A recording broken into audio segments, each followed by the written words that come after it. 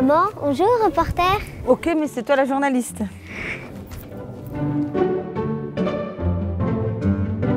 Qu'est-ce qu'il devient le lait de nos vaches? Eh bien, habituellement, la laiterie passe dans les fermes où le lait est stocké et ensuite il va être donc pasteurisé, stérilisé. Mais chez nous, c'est différent. Il part directement dans notre laboratoire où on va en faire des yaourts, du fromage, différents produits laitiers comme du fromage blanc et ce genre de choses. Et comment ça marche la transformation? Eh ben, le lait arrive donc dans un tank où il est stocké comme un gros réfrigérateur. Et ensuite, on prend le lait. On va donc mettre plusieurs arômes ou alors des confitures ou de la crème dessert, chocolat. On va faire plusieurs parfums de yaourt. Et ensuite, on va le stériliser, le pasteuriser pour ensuite l'envoyer dans la conditionneuse à yaourt et dans les cuves dans laquelle il va rester plusieurs heures. Et enfin, on pourra sortir nos plateaux de yaourt pour les mettre au frigo et les déguster. Pareil pour le fromage, sauf qu'il faut des quantités plus importantes de lait.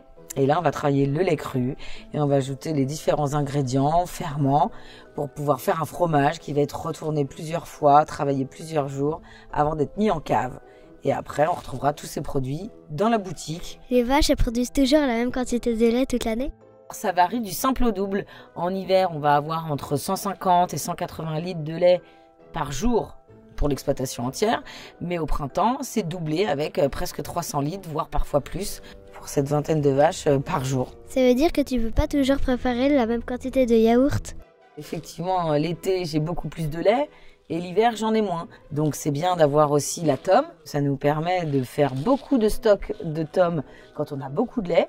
Et comme ça, l'hiver, quand on a moins de lait, eh ben, on peut vendre le fromage qu'on a affiné pendant plusieurs mois au moment où on avait beaucoup de lait. Et qui t'achète nos produits laitiers à la boutique? Il y a tout type de personnes qui viennent à la boutique. Donc, il y a les familles qui viennent avec les enfants, qui aiment bien venir voir les petits animaux pour caresser les petits veaux, tout ça. Mais aussi tout ce qui se vend sur Internet, toutes les AMAP. Il y a aussi les cantines scolaires qui viennent chercher les yaourts par plateau pour les distribuer à tous les enfants d'une école pour les repas du midi. Et tu vois, tout ça, c'est ce qu'on appelle le circuit court. C'est qu'on va directement du producteur au consommateur dans son assiette avec le moins d'intermédiaires possible entre les deux.